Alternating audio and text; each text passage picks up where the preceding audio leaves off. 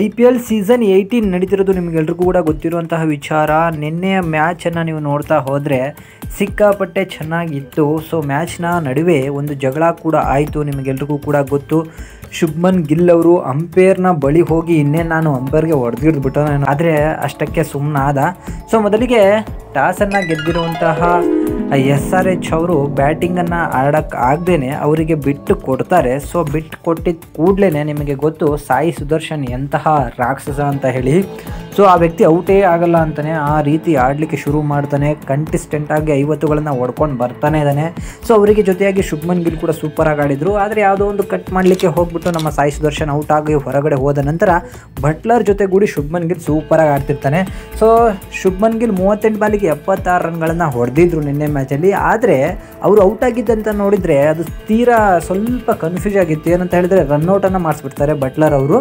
So Gill ಓಡ್ ಬರಬೇಕಾದ್ರೆ ಕೀಪರಿನ ಗ್ಲೌಸ್ಗೆ ತಾಕಿ ವಿಕೆಟಿಗೆ ಬಿದ್ದುಬಿಡುತ್ತೆ. So ಆ ವಿಕೆಟಿಗೆ ಬಿದ್ದಿದ್ದು ಗ್ಲೌಸು ಅಥವಾ ಬಾಲ್ ಅಂತ ಹೇಳಿ ಕನ್ಫ್ಯೂಷನ್ ಆಗಿ ಗಿಲ್ ಅವರು ಕೊನೆಗೆ ಔಟ್ ಅಂತ ಹೇಳಿ ಥರ್ಡ್ ಅಂಪೇರ್ ಕೊಟ್ಟ ಮೇಲೆ ನಂತರ ಅವರು ಟಕ್ಔಟ್ ಕಡೆ ನಡ್ಕೊಂಡು ಹೋಗ್ಬೇಕಾದ್ರೆ ಅಲ್ಲೇ ಥರ್ಡ್ ಅಂಪೇರ್ ಅವರು ನಿಂತಿರ್ತಾರೆ. ಸೊ ಅಲ್ಲಿಗೆ ಹೋಗ್ಬಿಟ್ಟು ಅವರಿಗೆ ಸಿಕ್ಕಾಪಟ್ಟೆ ರ್ಯಾಶಿಂದ ಮಾತಾಡಲಿಕ್ಕೆ ಶುರು ಮಾಡಿಬಿಡ್ತಾರೆ.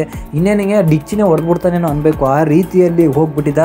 ಸೊ ನಂತರ ಅಲ್ಲೇ ಅವರ ಟೀಮ್ನ ಕೆಲವರು ಜನ ಬಂದ್ಬಿಟ್ಟು ಸಮಾಧಾನ ಮಾಡಿ ಕಳಿಸಿದ್ರು. ನಂತರ ಅವರು ಬ್ಯಾಟಿಂಗಿಗೆ ಬರ್ತಾರೆ SRH ಅವರು. ಸೊ ಓಪನಿಂಗ್ ನೋಡಿದರೆ ಚೆನ್ನಾಗಿ ಆಡ್ತಾರೆ ಅಂತ ಅನಿಸ್ತಿತ್ತು. ಅಭಿಷೇಕನ್ನು ಬಿಟ್ಟರೆ ಇನ್ಯಾರೂ ಕೂಡ ಚೆನ್ನಾಗಿ ಆಡಲಿಲ್ಲ. ಅಭಿಷೇಕ್ 74 ರನ್ ಹೊಡೆದು ಔಟ್ ಆದ.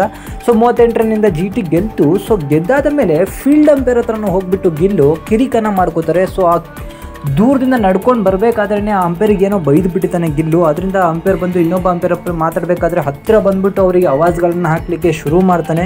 ಸೊ ಗಿಲ್ ತಾಳ್ಮೆಯನ್ನು ಕಳ್ಕೊಂಡಿರೋದು ನೋಡಿದರೆ ಅವನಿಗೆ ನೆಕ್ಸ್ಟ್ ಪಂದ್ಯದಲ್ಲಿ ಸಿಕ್ಕಾಪಟ್ಟೆ ದಂಡಗಳು ಬೀಳೋದಂಥದ್ದು ಕಾಣ್ತದೆ. ಮತ್ತು ಗಾಂಚಲಿನ ಕಡಿಮೆ ಮಾಡಲಿಕ್ಕೆ ಸ್ವಲ್ಪ ದೊಡ್ಡ ಮಟ್ಟಕ್ಕೆ ದಂಡ ಹಾಕಿದರೆ ಒಳ್ಳೆಯದು ಅಂತ ನನಗನ್ಸುತ್ತೆ.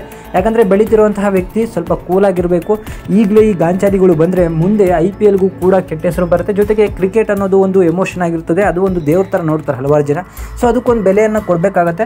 ಯಾವನೇ ಆಗಿರಲಿ ಅಂಪೇರ್ಸ್ಗಳಿಗೆ ಬೆಲೆ ಕೊಡಬೇಕು. ಆ ಥರ ಮುಂಬೈ ಮ್ಯಾಚ್ ನಡೀತಿರ್ಬೇಕಾದ್ರೆ ಸಿಕ್ಕಾಪಟ್ಟೆ ಮೋಸಗಳಾಗುತ್ತೆ, ಅಲ್ಲಿ ಯಾರೂ ಕೂಡ ಮಾತಾಡಲ್ಲ. ಆದರೆ ಈ ಥರ ಒಂದು ಕ್ಲೋಸಲ್ಲಿ ಆಗಿರುವಂಥದ್ದು ಯಾವುದೇ ರೀತಿಯಾದಂಥ ಮೋಸ ಆಗಿಲ್ಲ, ಗೆಲ್ ಔಟೇ ಅದರಲ್ಲಿ.